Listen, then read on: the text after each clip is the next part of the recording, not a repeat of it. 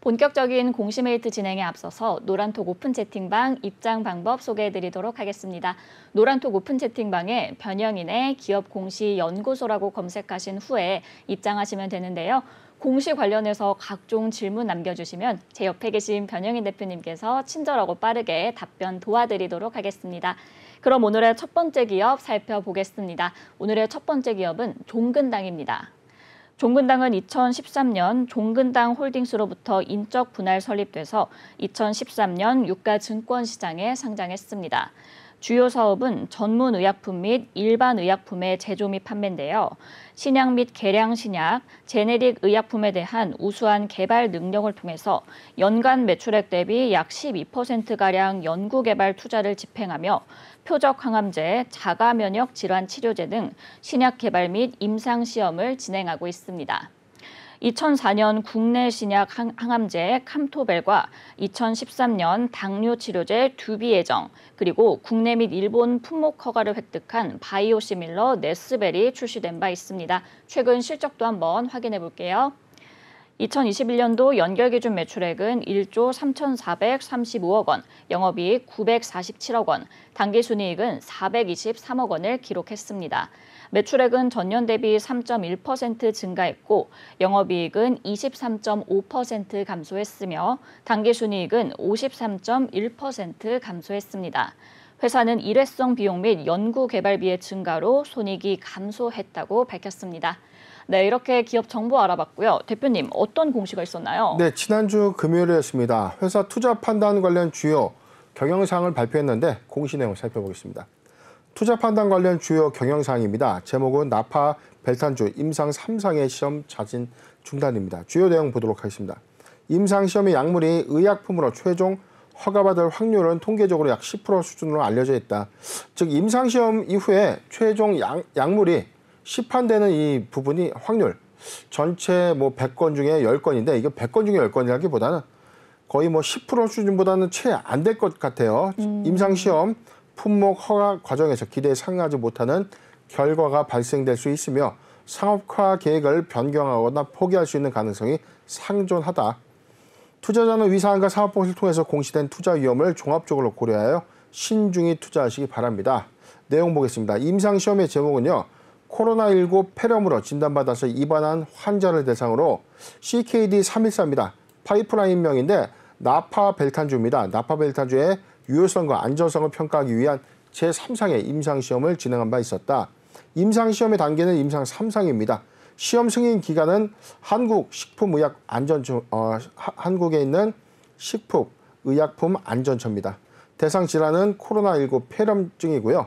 임상 중단의 결정 사유는 코로나19 발생률의 감소 그리고 대다수의 백신 접종으로 인해서 중증 환자로서의 이행률 감소로 인해서 임상시험 진행이 어렵다. 이에 따라서 개발 전략 변경이 불가피하기 때문에 코로나19 관련 전문가 의견, 종합적인 상황을 고려해서 본 임상시험을 중단하고자 한다라고 밝히는 공시입니다. 하단 내용도 보도록 하겠습니다.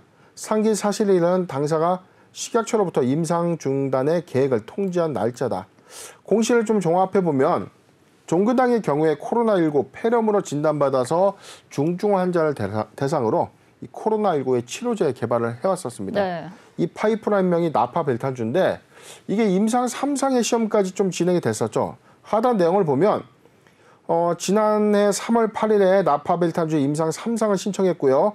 이후에 4월 16일 날 나파벨탄주의 임상 3상 시험이 승인됐어요.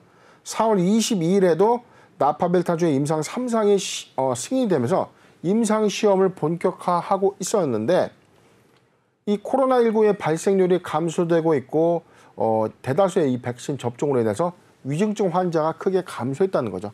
자, 이로 인해서 임상 시험을 할 수 있는 어떤 대상 요건들이 조금 감소됐거나 구하기가 힘든 상황이 됨으로써 사실상 이 개발 사항들을 고려했을 때 임상 시험을 자진적으로 좀 중단하는 것이 맞겠다라고 판단하는 공시입니다. 네, 결국 종근당마저 이 코로나19 치료제 개발을 중단했습니다. 최근 잇따라 이 국내 제약바이오 기업들의 코로나19 치료제 개발 중단 소식이 좀 자주 들리는 것 같아요. 어떻게 보시나요? 네, 제가 작년에 사실상 이 코로나19 치료제 무분별한 묻지마 인상에 대해서 묻지마 주가의 상승에 대해서 제가 누누이 좀 지적을 많이 했었고 제약 사항에 대해서 많이 언급을 좀 드렸어요. 이게 기대감만 수반해서 주가가 오르다 보면 나중에 임상시험에 대한 유의적인 어떤 결론을 도출해내지 못할 경우에 당연히 악재로 작용될 수밖에 없죠. 그렇죠. 올라간 만큼 내려갈 수밖에 없는 일이기 때문에 리스크를 수반할 수밖에 없다는 겁니다. 임상시험을 활발하게 추진해야 되는 이슈는 맞지만 이게 반드시 임상의 성공을 보장하는 것은 아니기 때문에 이런 관점들을 획일적으로 단기간의 주가의 어떤 부양에 순응해서 막 매수를 하기 바쁘다는 거예요. 그런데 지금 고점에 대비해서는 지금 종근당의 주가는 많이 하락을 했죠. 지금 전체적인 내용 볼게요. 26만 1,314원, 26만 1,000원까지 올라갔어요. 작년 12월, 2020년도 12월 20일까지 기대감만 수반해서 주가가 코로나19 치료제 기대감. 자, 지금 패턴을 보면 자 1차, 2차, 3차에 걸쳐서 패턴에서는 급등과 급락을 반복했지만 26만 1,000원까지 급등하고 난 이후에 지금 어떻게 됐습니까? 지속적으로 하단 저점까지 지금 거의 뭐 마이너스 50% 이상이죠. 지금 60%. 고점 대비해서는 지금 처참한 손실률을 좀 보이고 있는데 제가 우려했던 관점이 이렇습니다. 기대감에 순응해서 가는 것은 리스크하다. 절대적으로 적은 비중으로 철저하게 추세 대응적인 관점으로만 해야 되는데 이 당장 출시가 된 것처럼 주가는 반응하고 있었죠. 다소 인위적인 시장의 어떤 열광, 광풍이 불면서 주가가 좀 올랐기 때문에 종근당은 이에 따라서 리스크했습니다. 왜냐하면 코로나19의 백신 접종이 3차까지 다 부스터샷까지 다 맞고 있는 상황에서 네네. 당연히 코로나19의 치료제가 이제 개발 성공이 된다고 하더라도 후발주자라는 거죠. 이미 글로벌 제약사들은 코로나19 치료제가 이미 유통이 돼서 사실상 오미크론이 확산됐던 이 중증 시점에 이미 투약이 진행되고 있었는 관점에서 네. 지금 후발주자가 이제 임상 3상 이상을 통과해서 임상 3상 시험을 하는 게 과연 여기서 개발이 완료된다고 해서 여기서 오히려 수익성을 보장할 수 있느냐. 자, 이 여부에 대해서 제가 의문을 제기한 바 있었는데 종근당의 경우의 케이스뿐만이 아니고 지금 최근에 임상시험에 관련된 연구개발비 시험 비용들은 들어갈 수밖에 없잖아요. 그런데 네. 이게 이 수익성 관점을 우리가 고려를 해봐야죠. 지금 만약에 임상시험에서 유의적인 결론을 도출을 해서 코로나19의 치료제로 시판이 됐습니다. 그런데 지금 사실상 이 발병률이 현저히 떨어지고 지금 거의 뭐 풍토병 수준으로 내려간 이 상태에서 네. 이 약물이 지금 적용된다고 해서 막대한 이윤을 창출할 수 있는가? 자, 이 여부가 굉장히 중대한 모멘텀이었는데 종근당의 경우에 사실 종근당뿐만이 아니고 코로나19의 치료제를 임상시험 최근에 진행했던 셀트리온을 비롯한 회사들이 전격적으로 철수하고 있는 배경이 아닌가 판단을 해봅니다. 네, 그렇다면 이제 이 코로나19 치료제 개발에 대한 사업성이 떨어지는 상황에서 종근당도 새로운 미래 성장 동력을 좀 확보해야 되지 않을까 싶거든요. 어떻게 보실까요? 네, 회사는 그래도 이 회사 주요 내부적인 어떤 파이프라인을 좀 갖고는 있었죠. 네네. 회사는 사실은 이 바이오시밀러 복제약을 전문적으로 하는 회사보다는 전문 의약품과 일반 의약품 모두를 지금 생산하고 있는 회사입니다. 주요 제품의 품목들 잠깐 보도록 하겠습니다. 회사는 당뇨병 치료제, 위, 식도, 역류 질환 치료제 등의 주요 파이프라인들을 좀 보유하고 있는데 이게 지금 개발 중인 신약 후보가 아니라 이미 시판되고 있는 치료제라는 거죠. 지금 자누비아, 케이캡, 그다음에 프롤리아 등의 등등등 이 파이프라인들이 시중에 실제 유통되고 있고 이에 따른 어떤 매출액이 좀 반영되고 있는 상황이죠. 당뇨병 치료제라고 불리는 자누비아가 328억 원의 1분기 실적을 좀 기록하고 있고 9.6%의 어떤 매출 비중을 좀 차지하고 있는 만큼 회사는 다양한 치료제들을 생산 및 유통하고 있다고 좀 보여지는 대목입니다. 여기 코로나19의 진단 키트도 있고요. 그렇다면 지금 회사는 주기적인 어떤 이 상황들, 이 파이프라인이 신생돼서 갈 수 있는 개발 신약이 있고 이미 신약 개발이 완료돼서 유통되고 있거나 복제돼서 판매하고 있는 의약품으로 이게 구분이 되는데 네네. 임상 파이프라인에 관련된 부분들에 대해서는 최근에 이 나파빌탄주의 경우에는 코로나19 치료제 한 파이프라인의 예였기 때문에 사실 이 부분이 주력이라고 볼 수는 없습니다. 그런데 지금 다양한 이 신약 파이프라인들을 좀 보유하고 있다고 회사는 밝혔죠. 하단의 내용을 좀 더 보도록 하겠습니다. 네. 지금 종근당은 신약, 계량신약 그리고 퍼스트 제네릭이라고 불리우는 품목들에 대해서 연구개발 투자를 확대하고 인적 자원을 양성하고 있다라고 좀 밝혔는데 여기서 지금 개발 중인 파이프라인에 대한 어떤 내용들은 좀 하단에 좀 더 나와 있는데 자 지금 라이선스 아웃 기술을 이전한 계약들이 좀 나와 있는 명단들이 좀 있고요. 그 다음에 라이선스 인, 라이선스 아웃은 회사가 개발하고 있는 신약품을 판매, 기술을 이전하는 계약이고 네. 말 그대로 라이선스 인은 이미 개발된 이 라이선스를 이전해 오는 거예요. 그래서 내가 개발해서 양산까지 취준할 목적으로 라이선스를 이제 이전해 오는 그걸 라이선스 인이라고 합니다. 하단 내용들을 좀 더 보면 지금 라이선스 인을 통해서 들어오는 그런 어떤 이 파이프라인을 통해서 회사가 연구 개발을 추진하고 있는데 지금 이미 시판되고 있는 어떤 매출 비중은 좀 증가하고는 있지만 연구 개발비가 지속적으로 좀 증가되면서 손익은 좀 다소 감소하고 있는 추세입니다. 네, 이렇게 다양한 파이프라인을 일단 보유하고 있는 종근당이긴 한데 대표님, 그럼 2분기 실적 전망은 혹시 어떻게 보실까요? 네, 1분기 실적이 최근에 6.1%의 매출이 좀 증가된 바가 있었고요. 그다음에 영업이익은 224억을 기록했는데 이게 전년 동기 대비해서는 14.1%가 감소될 수치입니다. 그리고 물론 당기순이익 기록하면서 흑자 기조 유지하고 있지만 순이익의 기조에서는 24.4%가 감소하고 있는 추세. 당기순이익의 어떤 감소 추세는 영업활동과 관련된 사항 이외의 부분이가 논외로 하더라도 지금 영업이익의 폭이 14.1%가 좀 감소되고 있다는 부분에 대해서는 오히려 매출액이 증가했는데 영업손익이 감소되고 있다는 부분은 유통비용이 많다라는 표현보다는 그래도 연구개발비의 비중이 반영된 것이 아닌가라고 판단해 보는데 지금 일단 코로나19 치료제 관련된 임상을 자진 중단했다는 것은 이에 따른 부가적인 비용은 중단된 것으로 판단되는 상황이기 때문에 수익성의 개선 효과가 얼마나 클지 여부에 대해서 3분기 기조가 좀 중요해 보입니다. 1분기 대비해서는 종근당의 경우에 1분기 실적 기조에서는 2분기에 실적이 크게 좀 회복할 것이다라고 좀 저는 보지는 않습니다. 왜냐하면 연구개발비의 이 비중 비용이 그래도 이 비용화된 부분들, 이 여건들을 좀 따지다 보면 2분기까지는 그래도 손익상의 감소 요인을 좀 가져갈 수 있는 요인이 있겠지만 3분기 기조에는 지금 임상 중단했다는 비용 세이브 효과가 있을 거예요. 자, 이 부분이 손익에 어떻게 좀 작용될 것인지 그 부분이 중요한 체크 포인트가 아닌가 예상을 해봅니다. 네, 일단 영업이익의 감소는 연구 개발비의 증가로 해석이 되는 상황인 것 같고요. 실적 향상의 여부는 3분기의 기조가 가장 중요할 것이다라고 정리를 해주셨습니다.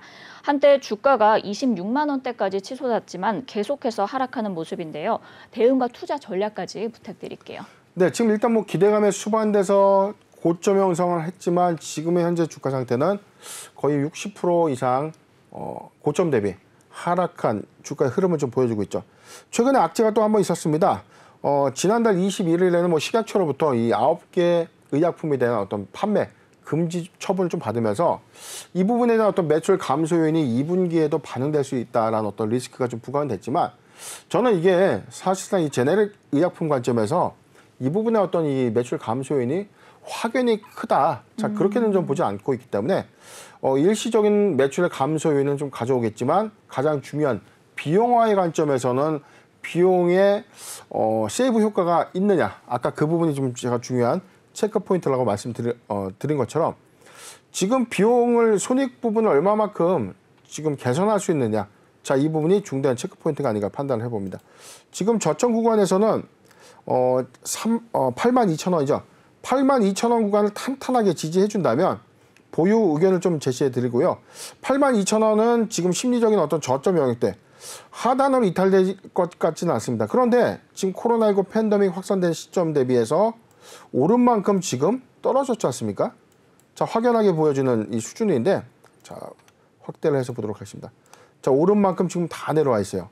주가는 상당 기간에 2022년도 기점으로 보면 박스권 상단 부분도 크게 이탈된 10만 원대에서 9만 원에서 10만 원 구간마저 이탈된 형국에서 지금 주가는 하단 구간에 위치를 해주고는 있지만 지금 매수하기 좋은 구간까지 내려온 저점의 영향 때문에 맞다. 그런데 신규종 매수 관점을 추천드리지는 않겠습니다. 왜냐하면 지금 불확실성이 많다, 적다의 문제가 아닙니다. 코로나19의 임상 중단에 따라서 오히려 모멘텀이 훼손됐다. 자, 이 부분도 이미 주가에 선반영되었기 때문에 이 요인으로 추가적인 하락을 조장하지는 않을 것으로 좀 보여지고 지금 저가의 매수 메리트는 충분하지만 실적 회복적 관점입니다. 그렇기 때문에 2분기 실적 기조가 1분기 대비해서 손익의 감소폭을 크게 완화해 나가는 시그널이 있다면 그 전제로 매수 의견을 좀 드릴게요.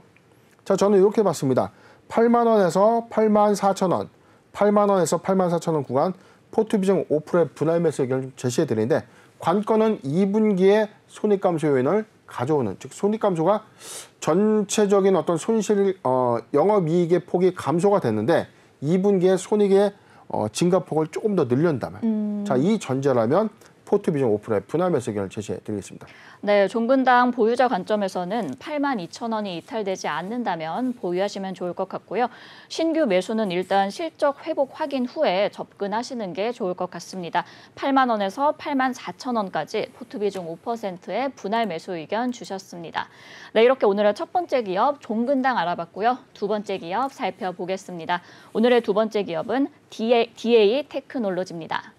DA 테크놀로지는 2000년 설립돼서 2014년 코스닥 시장에 상장했습니다. 주요 사업은 2차 전지 설비 제조 및 판매를 영위하고 있는데요. 2차 전지의 조립 공정 자동화 설비 중 노칭 설비 및 폴딩 설비를 주력 사업으로 진행하고 있습니다. 2006년 일본에 의존하던 노칭 장비를 국내 최초로 국산화에 성공했고 고속 노칭 설비의 하드웨어 및 소프트웨어의 기술을 보유하고 있습니다. 동사에서 제공하는 2차 전지 생산 장비는 자동차 폴리머 전지 조립 핵심 공정에 적용이 되고 있고요. 테슬라에 탑재되는 원통형 배터리의 조립 장비입니다. 최근 실적도 한번 확인해 볼게요. 2021년도 연결 기준 매출액은 454억 원, 영업 손실 127억 원을 기록했고요. 당기 순손실은 156억 원을 기록했습니다. 매출액은 전년 대비 32.3% 증가했고 영업 손실은 7.3% 감소했으며 당기 순손실은 46.9% 감소했습니다. 네, 이렇게 기업 정보 알아봤고요. 대표님, 어떤 공시가 있었나요? 네, 지난주 금요일에 했습니다. DA 테크놀로지 단일 판매 공급 계약의 체결 소식을 전해왔는데 자율 공시네요. 내용을 살펴보겠습니다. 단일 판매 공급 계약의 체결, 우리가 흔히 알고 있는 수주 공시입니다. 수주 공시인데 여기 타이틀이죠. 자율 공시인데 이게 뭐냐면 최근 매출액의 10%를 초과한다면 의무 공시사항인 단일 판매 공급 계약 체결이라는 타이틀로 나가게 되는 거고 10% 미만의 수주 공시에 관련돼서는 회사가 자발적으로 공시를 하거나 안 하거나 선택을 할 수 있다는 겁니다. 지금 회사는 자율 공시 사항에 대해서 이 공시를 한 건데 내용을 살펴보겠습니다. 판매 공급 계약의 내용은요. 2차 전지 조립 공정의 레이저 응용 장비의 공급 계약입니다. 조건부 계약 여부에는 미해당됐고요. 최근 매출은 3.04%에 해당되는 13억 7,800만 원입니다. 계약 상대방은 해외 배터리 제조사입니다. 주요 사업은 2차 전지 제조라고 밝혔고요. 최근 판매 공급 지역에 대해서는 해외 회사와 최근 3년간의 이 계약 이행 여부에 대해서는 해당이 없는 상황입니다. 계약 기간은 6월 17일부터 내년 2023년도 6월 17일까지입니다. 판매 공급 방식은 자체 생산이라고 밝히는 바 있습니다. 수주일자는 6월 30일인데요. 하단 내용 볼게요. 경영상 비밀 유지 계약 상대방 요청에 의해서 거래 상대방은 비공개입니다. 상기 공급 계약은 환율 1292.9원을 적용해서 환산한 금액이다라고 좀 밝혔는데 이게 지금 공시의 유보사항이다라고 보면 됩니다. 왜 유보사항이냐면 이 경쟁 관계에 있는 주요 이 거래선이 사실상 이 납품되는 장비의 수, 장비의 명칭들, 규모 같은 것들이 너무나 디테일하게 노출이 된다면 경쟁상 관점에서는 오히려 해당의 어떤 기밀 정보, 경영상의 어떤 정보들을 획득할 수 있는 가능성이 크죠. 자, 그렇기 때문에 우리가 거래하고 있는 거래선의 요청에 의해서 납품 전까지만 이 거래 세부 사항들을 좀 공개하면 어렵다. 자, 이런 부분에 대한 계약서를 한국거래소에 제출하게 되고요. 한국거래소에서는 이런 검토에서 이게 이 노출되면 안 되는 어떤 중요 정보들이 있구나라는 어떤 판단에 따라서 공시를 유보할 수 있는 것입니다. 지금 종합을 해보면 최근 매출의 3.4%에 해당되는 13억 7천만 원에 레이저 응용 장비를 납품했다. 그런데 신규 거래선이죠. 최근 회사와 이 계약 관계가 없는 신규 거래선이고 판매 공급 제약은 해외 어느 나라인지는 뭐 기표가 되어 있지는 않지만 6월 17일 내년 6월 17일까지 납품하는 조건입니다. 물론 확정 계약 금액이 좀 크진 않지만 이 요건에 대해서는 회사가 그래도 이 장비의 납품 실적을 좀 보여주는 케이스가 아닌가 판단이 되는 공시입니다. 네, 이렇게 DA테크놀로지 해외 배터리 제조사와 2차 전지 조립 공정 레이저 응용 장비 공급 계약을 체결했습니다. 전기차 시장 규모가 좀 확대되고 있는 가운데 이 2차 전지 주력 사업으로 영위하고 있는 DA테크놀로지도 그럼 재도약이 가능할까요? 네, 일단 최근 이 회사의 이 주요 제품 서비스 현황 좀 보도록 할게요. 정기 보고서에서 보면 이 회사가 어떤 품목을 만들고 어떤 품목에 적용되고 있는지 가장 중요하게 그리고 자세하게 좀 나와 있는 상황인데 네네. 제가 이 문구 좀 한번 자세하게 좀 봤으면 좋겠다고 보는 상황인데 너무 이 기술적인 이론 근거를 잘 표기해 놨습니다. 이건 나중에 양이 많기 때문에 시청자님께서 한번 꼭 찾아보시고 2차 전지는 생산 자동화 설비의 사업을 이 회사는 영위하고 있는데 2차 전지의 생산 공정은 크게 전극 공정, 조립 공정, 활성화 공정으로 이 세 가지의 공정으로 나눠진다. 자, 나눠지는데 이 회사는 2차 전지 조립 공정의 활성화 공정에 들어가는 2차 전지 생산 자동화 설비를 제작하는 회사입니다. 그리고 나와 있죠. 이 전기차는 이 배터리 크기가 지난 시간 저희도 한번 설명을 해드렸는데 네. 파우치형, 원통형, 각형의 배터리 스타일이 3사가 좀 달라요. 그런데 이 회사는 원통형, 즉 LG 에너지 솔루션 향 이 배터리에 적용된 장비입니다. 회사는 노칭 장비라고 불리는 장비와 스태킹 장비 그리고 원통형 조립 장비라고 해서 세 가지 장비를 양산하고 있는데 노칭은 2차 전지의 전극의 양극, 음극 탭을 만들기 위해서 금형 프레스 또는 레이저를 사용해서 탭의 부위만 남기고 이 따내기 위한 장비다라고 좀 밝혔습니다. 세부 사항들 한 번씩 우리가 좀 읽어봤으면 좋겠는데 지금 2차 전지의 핵심 공정에 들어가는 장비 세 가지 타입을 이 회사가 양산하고 있는 관점에서 과거에 크게 일본 이 주요 기술의 독점화가 됐던 이 부분을 이 국내에서 양산화를 시켜준 이 회사가 DA테크놀로지입니다. 이 설립 초기, 그다음에 제품이 양산되는 초기까지만 하더라도 사실상 기대감을 많이 수반했던 종목이었는데 이게 사실은 이 전 라임 사태의 어떤 핵심이었던 에스모가 최대 주주였거든요. 네. 에스모로 인해서 회사가 사실상 같은 어떤 섹터에 타격을 좀 받으면서 주가도 많이 하락했고 관련된 어떤 회사도 약간 부실화되는 어떤 상황이 좀 놓여지게 됐는데 현재 이 안정적인 실적을 다시금 좀 베이스화해서 실적 안정을 좀 도모하겠다라고 이 대표이사 측은 좀 밝히고 있지만 아직까지 이 사업의 어떤 안정성을 좀 더 가져가기에는 조금 더 시간이 좀 필요하지 않나 판단을 해봅니다. 네, 이어서 최근 글로벌 전기 스쿠터 업체 러브콜을 받았다는 소식도 있더라고요.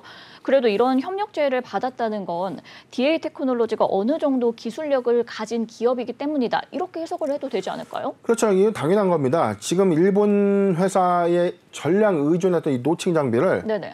이 우리나라 최초로 국산화했던 이 국산에 좀 성공을 하면서 사실 이 기술력을 기반으로 굉장히 많은 기대를 받았던 이 업체는 맞습니다.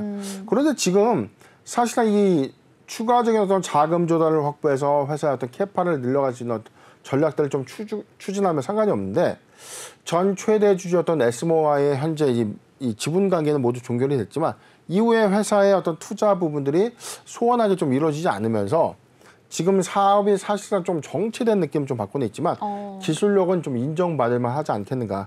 지금 인도차에서도 이 전기차, 전기 오토바이죠. 전기 오토바이와 전기 스쿠터에 좀 들어가는 이 배터리 부분에 대해서 이 기술적인 어떤 양산 협의, 기술 개발에 관련된 논의가 진행될 것이다라고 좀 전망하고 있는데 관련해서 아직 이 부분에 대해서는 뭐 사업화 관점에서 확정된 것은 아니지만 여러 루트에서의 사업을 다각한다는 관점에서는 전혀 사실 이 방향과 다른 사업을 추진했을 때 좀 우려감이 좀 들지만 지금 이 연계 사업 관점에서는 사업 다각화 관점이 좀 더 맞지 않겠는가 저는 그렇게 예측을 좀 해보고 있고요. 지금 인도에서 전기 스쿠터 화재가 잇따라 좀 발생하면서 배터리에 대한 어떤 중요도 인식이 크게 좀 올라갔고 인도 정부의 요청으로 인해서 지금 전기 스쿠터에 들어가는 기술을 좀 집약해서 새로운 형태 배터리를 양산하고자 하는 어떤 니즈와 결합된 것이 아닌가 판단을 해봅니다. 네, 사업은 정체되어 있지만 그래도 기술력은 충분히 인정받을 수 있는 기업이다라고 말씀을 해주셨습니다. 이어서 전환사채 이야기도 한번 해볼게요.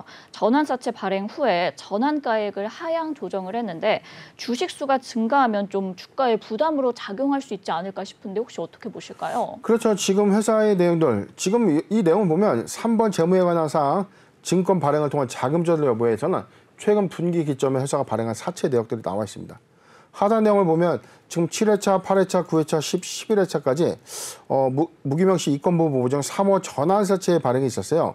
지금 최초는 2021년도 2월과 7월, 그다음에 7월, 작년 8월, 작년 11월 지금 5회에 걸쳐서 전체 335억 원의 전환사채가 좀 발행됐었고 전환 청구 가능 기점에서는 지금 7회차는 지금 전환이 가능한 상태, 8회차도 역시 가능한 상태죠. 지금 아니죠. 8회차부터 8회, 9, 10월, 11월, 11회차 이 4개는 7월 7일 그리고 7월 5일, 8월 10일, 11월 30일 순차적으로 전환이 좀 가능한 구간. 즉 오버행 이슈는 직면했다. 그런데 전환가액이 지금 현재 주가보다 상당히 높습니다.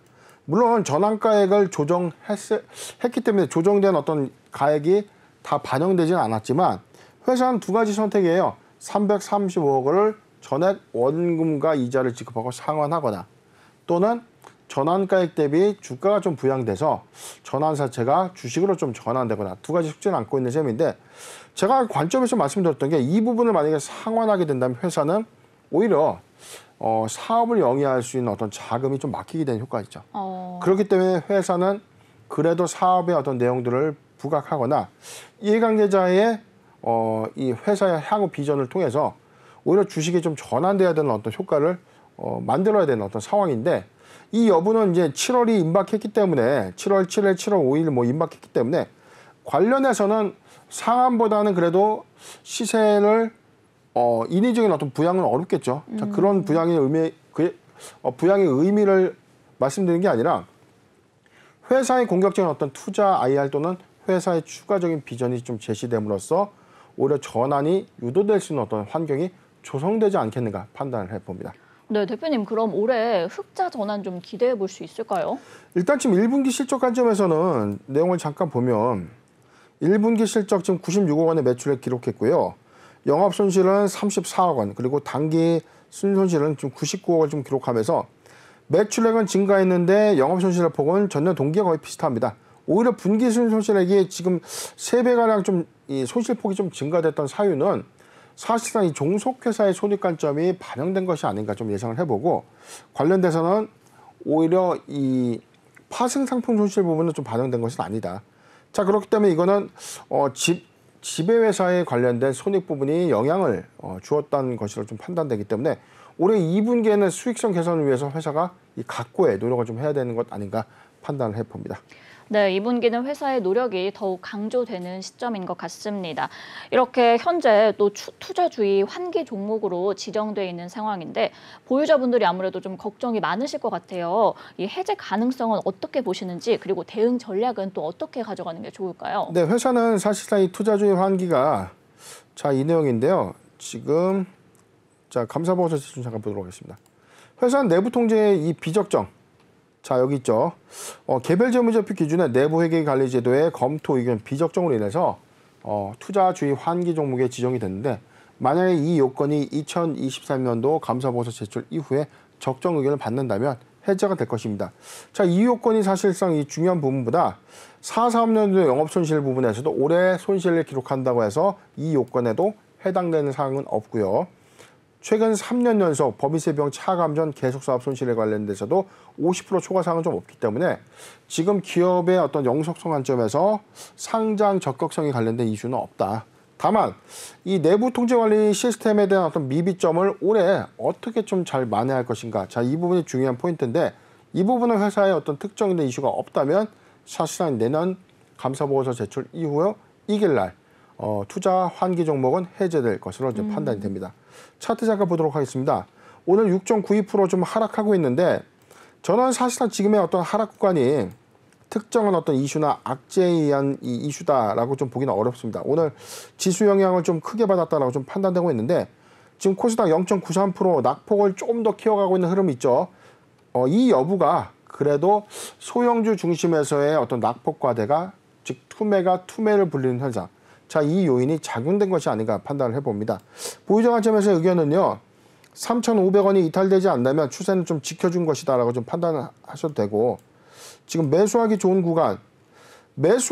구간까지 도래된 것은 맞습니다. 주가 좀 바닥권 영역이에요. 자, 이 구간인데 3,500원에서 여기죠. 4,000원 구간. 3,500원에서 4,000원 구간은 매수하기 좋은 구간에 도래된 것은 맞습니다. 그런데 지금 2분기 실적 기조를 어떻게 가져가는가? 2분기에 턴 어라운드 한다는 전제 조건에서 3,500원에서 4,000원 구간 포트 비중 5% 분할 매수 의견을 좀 제시해드리고 회사는 그래도 1분기 대비해서 2분기 실적 전환을 위한 노력을 할 것이다. 그리고 7월 달에 도래되는 전환세체 관련된 이슈 이 부분을 상환이 아닌 전환 유도라는 이 관점에서 DA 테크놀로지는 오히려 DA 테크놀로지 관점에서는 이 부분을 좀 잘 예의주시하는 것이 맞지 않겠는가. 즉 전환 청구 이후에 회사의 추가 모멘텀이 반영되는 시점에 추세 전환의 시그널이 아닌가 예상을 해봅니다.